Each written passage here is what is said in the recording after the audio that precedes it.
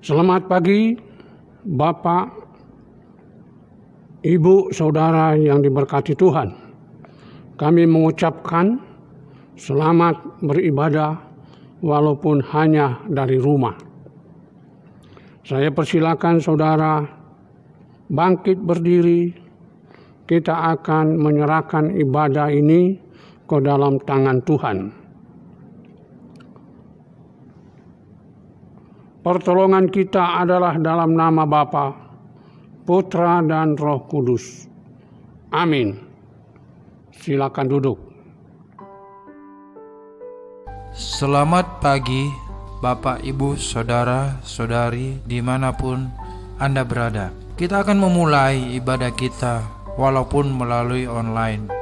Hari ini adalah harinya kita mau lepaskan beban hidup ataupun masalah yang kita hadapi. Walaupun saat ini kita beribadah di rumah kita, namun kita percaya bahwa Tuhan ada di tengah-tengah kita saat ini, dimanapun saat ini Anda berada. Kita mau fokus Bapak Ibu, biarlah hadirat Tuhan hadir dalam ibadah kita pagi hari ini. Namun sebelum kita memulai ibadah ini, mari saudara kita berdoa. Tuhan Allah Bapa kami yang bertahta dalam kerajaan surga, saat ini kami memohon kasih dan karunia-Mu supaya Engkau hadir di tengah-tengah kami saat ini Bapa. Walaupun saat ini kami jemaat-Mu beribadah di rumah melalui ibadah online, kami akan memulai ibadah ini Tuhan. Kami mau berserah dalam tangan-Mu supaya Engkau memberikan penyertaan serta hikmat dan berkat-Mu melalui ibadah yang kami lakukan ini. Terima kasih Bapa, kiranya hanya kasih setia-Mu yang menyertai kami. Inilah doa kami Bapa, dalam nama Tuhan Yesus kami berdoa. Haleluya, amin. Jemaat yang diberkati Tuhan, mari Bapak Ibu Saudara-saudari, kita mau memuji Tuhan dengan bernyanyi dari buku nyanyian Balak Selamatan nomor 86 dengan BTB 868 ayat 1 dan ayat 2. Maukah kau bebas dari dosamu?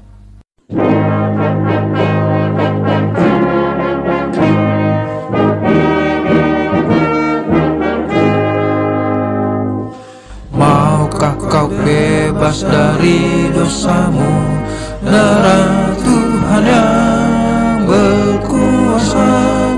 Maukah kau kalahkan kuasa setru, darah Tuhan yang berkuasa. Ada kuasa yang amat ajaib dalam darah Tuhan. Ada kuasa yang amat ajaib, dosaku dihapuskan. Maukah engkau kalahkan nafsumu, darah Tuhan yang berkuasa. Rahmat-Nya menyucikan jiwamu, darah Tuhan yang berkuasa. Ada kuasa yang amat ajaib dalam darah Tuhan. Ada kuasa yang amat ajaib, dosaku dihapuskan.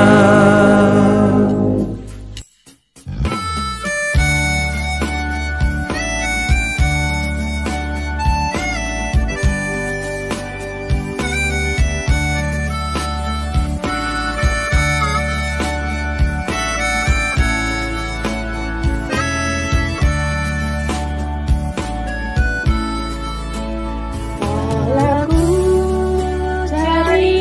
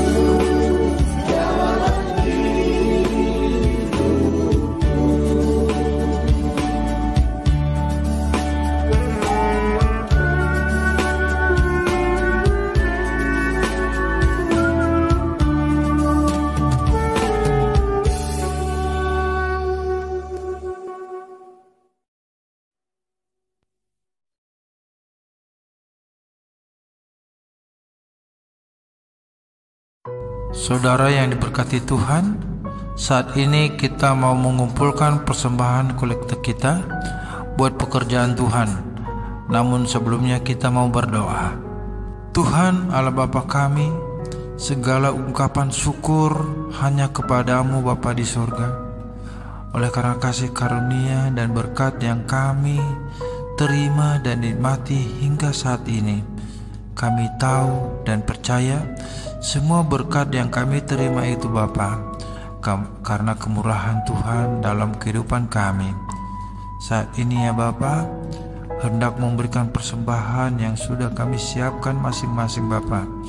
Kuduskan dan terimalah persembahan kami ini, agar persembahan ini menjadi berkat buat pelayanan-Mu dimanapun diperuntukkan dan digunakan. Inilah Tuhan doa dan permohonan kami, karena di dalam nama Tuhan Yesus kami telah berdoa. Haleluya. Amin. Sambil persembahan kolekte kita dikumpulkan, mari Bapak Ibu kita bernyanyi dari buku nyanyian Bala Keselamatan nomor 427 dengan BTB 453 ayat 1. Bawalah persembahanmu ke atas mezbah Tuhan.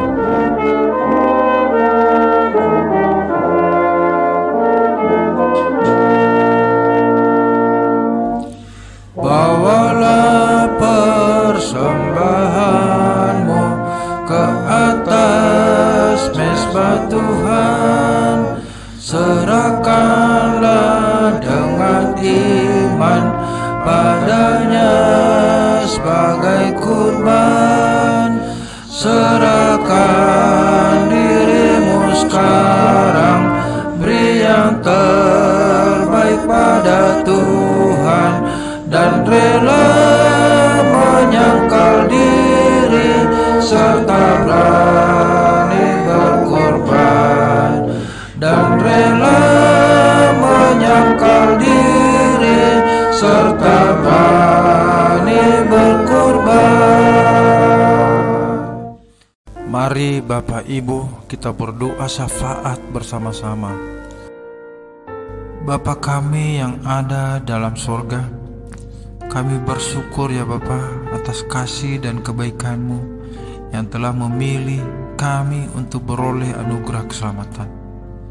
Bapa, saat ini kami memanjatkan doa agar kami semua dihindarkan dari wabah penyakit virus corona.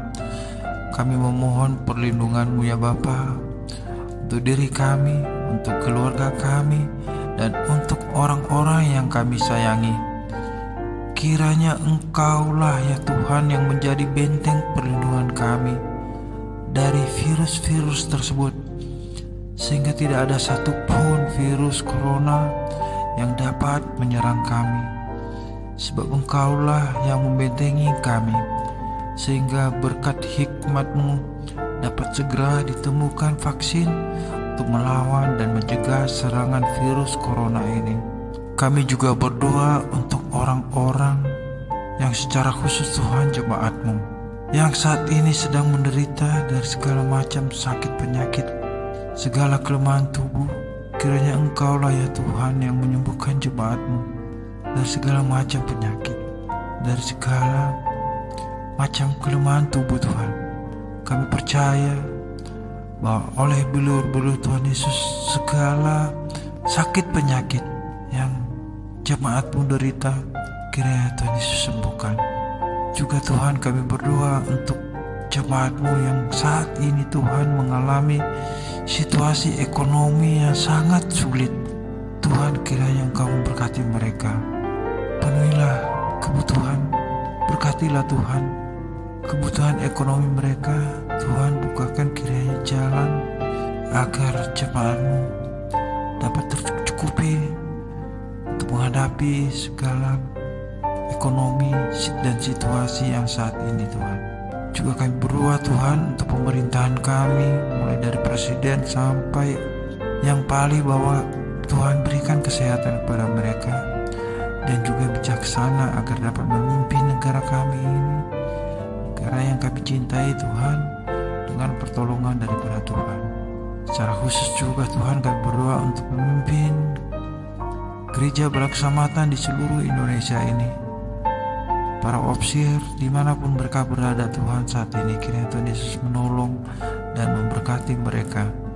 Berikan kesehatan Tuhan kepada mereka, secara khusus opsir pemimpin Koros 2 Jakarta dan keluarganya Tuhan. Kiranya Tuhan Yesus menolong dan memberkati dia. Berkati Tuhan, berikan kesehatan kepada dia, berikan pertolongan Tuhan, kiranya dapat memimpin jemaat-Mu yang ada di Koros 2 Jakarta. Tuhan Yesus, inilah Tuhan dan permohonan kami, karena di dalam nama Tuhan Yesus kami telah berdoa. Amin.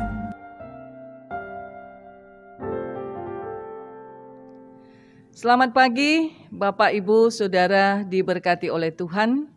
Hari ini Minggu 24 Mei 2020 dan kita masih diberi kesempatan untuk beribadah di rumah masing-masing.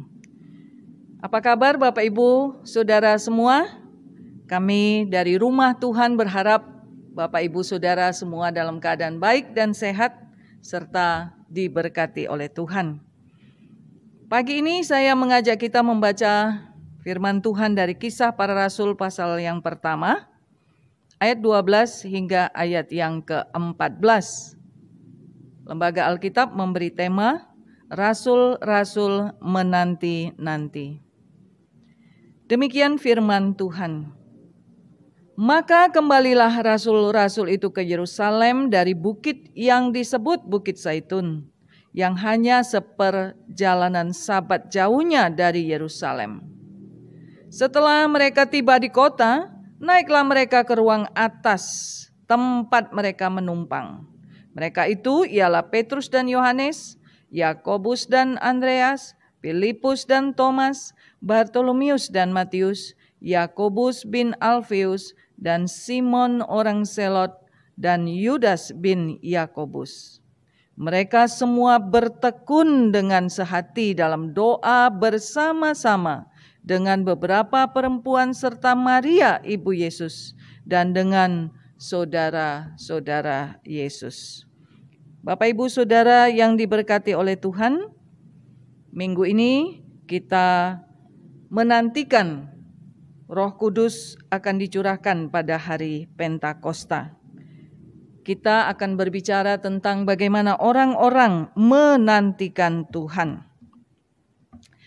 Bapak Ibu Saudara yang diberkati, mengantri adalah hal yang sulit. Pernahkah kita berpikir tentang siapa yang memulai mengantri? Dalam sejarah,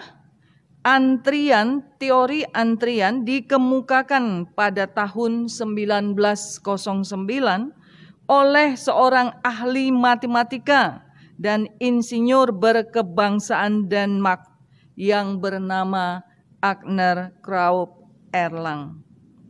Penemuan itu terjadi ketika terdapat masalah di dalam kepadatan penggunaan telepon di Copenhagen Telepon.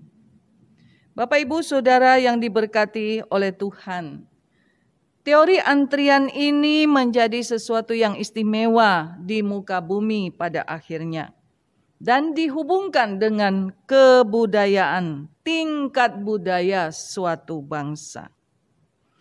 Orang Indonesia terkenal tidak suka antri. Survei mengatakan hampir semua orang Indonesia pernah melanggar aturan dari mengantri. Menunggu memang hal yang sangat-sangat membosankan.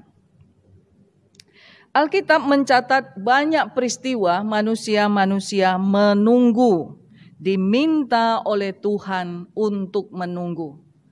Ada satu penantian yang sangat lama dicatat oleh Alkitab secara istimewa adalah penantian Abraham untuk kelahiran anaknya. Alkitab mengatakan Abraham harus menunggu 25 tahun untuk kelahiran dari anak mereka. Bapak Ibu Saudara yang diberkati oleh Tuhan, mengantri, menunggu 1-2 jam saja membuat kita gelisah. Bagaimana Abraham harus menunggu 25 tahun lamanya? Meskipun Allah begitu yakin menyampaikan janjinya kepada Abraham, tetapi menunggu 25 tahun bukan hal yang mudah. Sementara mereka menunggu, Sarah mengambil inisiatif. Dia menikahkan suaminya kepada pembantunya. Dan hasilnya, dia mendapatkan seorang anak yang kemudian hari menjadi masalah besar buat keluarga mereka, turun-temurun. Jadi, jangan pernah berinisiatif untuk menikahkan suami saudara kepada pembantu saudara. Akhirnya setelah 25 tahun, Tuhan menepati janjinya dengan baik, memberikan seorang anak yang istimewa kepada Abraham dan Sarah, diberi nama Ishak. Ishak adalah anak berkat. Kemanapun dia pergi, dia menjadi berkat buat bangsa-bangsa. Jikalau saja Sarah dapat melihat ke depan, tentu dia tidak membuat kesalahan. Sayangnya, keahliannya, inisiatifnya telah melakukan kesalahan terhadap menanti janji Tuhan. Pelajaran yang kedua, saya melihat ketika Tuhan Yesus ada di muka bumi ini. Tuhan Yesus memberikan suatu perumpamaan yang dicatat di dalam Lukas pasal 12 ayat 42 hingga ayat 46. Di sana dikatakan, jawab Tuhan, jadi siapakah pengurus rumah yang setia dan bijaksana yang akan diangkat oleh tuannya menjadi kepala atas semua hambanya untuk memberikan makanan kepada mereka pada waktunya? Berbahagialah hamba yang didapati tuannya melakukan tugasnya itu ketika tuannya itu datang. Aku berkata kepadamu, sesungguhnya tuannya itu akan mengangkat dia menjadi pengawas segala miliknya. Akan tetapi, jikalau hamba itu jahat dan berkata di dalam hatinya, tuanku tidak datang-datang, lalu dia mulai memukul hamba-hamba laki-laki dan hamba-hamba perempuan, dan makan dan minum dan mabuk, maka tuan hamba itu akan datang pada hari yang tidak disangkakan, dan pada saat yang tidak diketahuinya, dan akan membunuh dia dan membuat dia senasib dengan orang-orang yang tidak setia. Bapak Ibu Saudara yang diberkati oleh Tuhan, perumpamaan Tuhan Yesus terhadap seorang hamba yang diberi tanggung jawab ini mengisahkan bahwa hamba tersebut ketika dia menerima tugas pertama dari tuannya, dia menunjukkan sikap yang sangat baik. Tetapi begitu tuannya pergi, hamba itu merasa kini dia menjadi orang kepercayaan. Dia mempunyai kekuasaan dan dia menggunakan kekuasaannya yang sementara itu sebelum tuannya kembali. Dan dia memanfaatkan kesempatan dalam kesempitan itu dengan sebaik-baiknya. Hamba kepercayaan itu mulai memukul hamba-hamba yang lain selama tuannya tidak ada. Dia merasa cukup aman untuk melakukannya, karena dia berpikir bahwa tuannya akan lama baru pulang. Dia menghabiskan waktu bersama teman-temannya, bermabuk-mabukan, minum, makan, berbuat sekehendak hatinya. Tanpa disangka-sangka, tuannya pun pulang. Begitu muncul, tuannya tersebut meminta pertanggungjawaban kepada hamba yang dipercaya tersebut. Tidak ada hal yang tersembunyi di hadapan tuannya. Kalau pada masa itu barangkali tidak ada CCTV. Tetapi pada saat ini di seluruh pojok-pojok rumah ada CCTV. Dan tuan itu mengetahui sampai ke pedalaman hati dari hamba kepercayaan ini. Sebagai hakim dan pelaksana hukum, maka tuan tersebut mengambil keputusan menyatakan hamba tersebut melanggar dan bersalah. Kemudian hamba itu diberi hukuman yang tepat. Peristiwa kedua ini memberikan kepada kita pembelajaran. Jangan mengisi waktu menanti Tuhan dengan kegiatan yang buruk, memukul orang, menyakiti orang, mabok-mabok, makan minum sesuka hati. Karena akan tiba saatnya Tuhan yang kita sembah datang dan memberikan hukuman sesuai dengan perbuatan kita. Pembelajaran ketiga, saya mengambil dari seorang nabi dalam Perjanjian Lama. Yesaya menulis pengalamannya tentang menantikan Tuhan. Di dalam Yesaya pasal 40 ayat yang ke-31, Yesaya menulis demikian. Pengalaman hidupnya mengambil sebuah kesimpulan. Tetapi orang-orang yang menanti-nantikan Tuhan mendapat kekuatan baru. Mereka seumpama raja wali yang naik terbang dengan kekuatan sayapnya.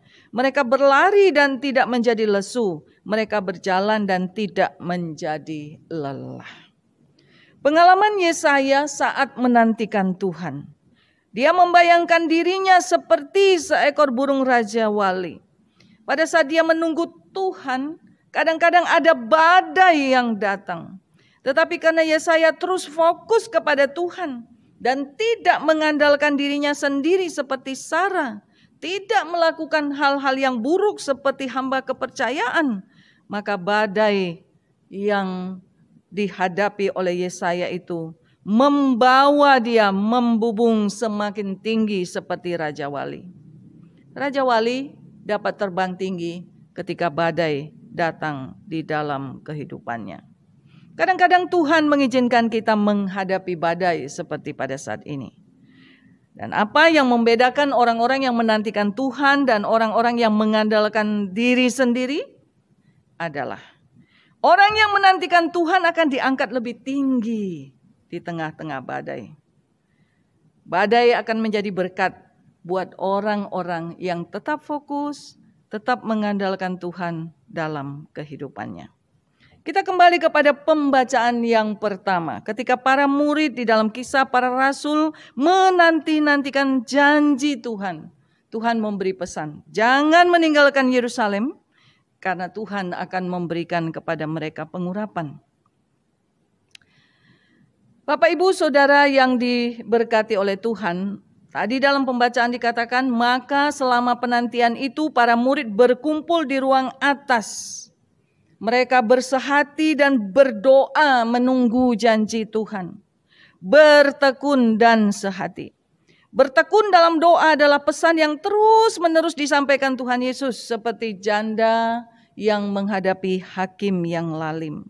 Tuhan Yesus memberi pesan, kita harus berdoa secara terus-menerus dan kontinu dalam hidup kita.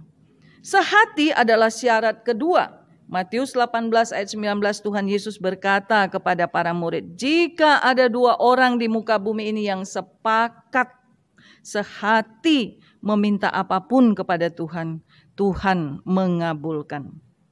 Bapak, Ibu, Saudara diberkati oleh Tuhan, semua orang memiliki kepentingan sendiri-sendiri.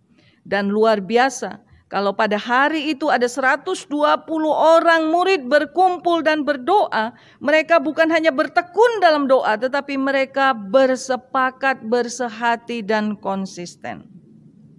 Dan apa yang terjadi? Tidak harus menunggu 25 tahun seperti Abraham dan Sarah. Dalam waktu 10 hari Tuhan menggenapi janjinya. Roh Kudus dicurahkan dan hari Pentakosta menjadi hari yang istimewa di mana gereja berdiri dan Injil diberitakan. Kini kita kembali kepada diri kita masing-masing. Bapak, Ibu, Saudara diberkati oleh Tuhan. Kita pun sekarang sedang menanti, sedang menunggu kedatangan Kristus yang kedua kali. Apa yang kita lakukan? Penantian model apa yang mewarnai hidup kita? Apakah kita seperti Sarah mengandalkan keahlian kita? Atau kita menjadi seperti hamba kepercayaan yang memanfaatkan kesempatan dalam kesempitan? Apakah kita menjadi seperti Yesaya yang terus mengandalkan Tuhan dan dibawa naik lebih tinggi? Ataukah kita seperti para murid yang tekun, bersehati dalam doa? Bapak, Ibu, Saudara diberkati Tuhan. Pilihan kita akan menentukan akhir perjalanan hidup kita. Kita akan menyanyikan satu pujian. Tuhan, takkan aku ragu, janji-Mulah yang memulihkanku. Satu-satunya yang kuandalkan dalam hidup ini hanya Engkau Tuhan.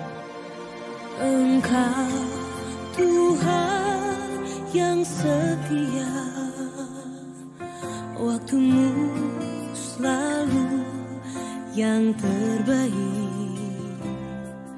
Engkau Tuhan sandaranku, dan ku hanya kan berharap padamu. Satu-satunya yang ku andalkan, satu-satunya yang ku percaya. Engkau sumber kekuatan, sumber pengharapan, sumber kedamaian. Satu-satunya yang ku andalkan, satu-satunya yang ku percaya. Engkau Tuhan memberkati, Tuhan penyembuhku, Tuhan pemulihku.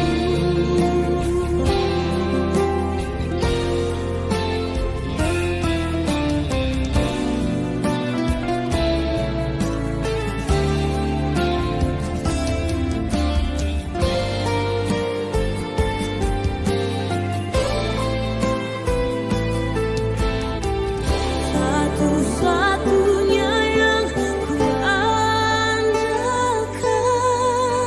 satu-satunya yang ku percaya. Satu-satunya Kau yang setia, satu-satunya Kaulah Tuhanku. Satu-satunya yang ku andalkan, satu-satunya yang ku percaya. Engkau sumber kekuatan, sumber pengharapan, sumber kedamaian. Oh, satu-satunya yang ku andalkan, satu-satunya yang ku percaya. Engkau Tuhan memberkati, Tuhan penyembuhku, Tuhan pemulihku. Engkau Tuhan memberkati, Tuhan penyembuhku, Tuhan pemulihku.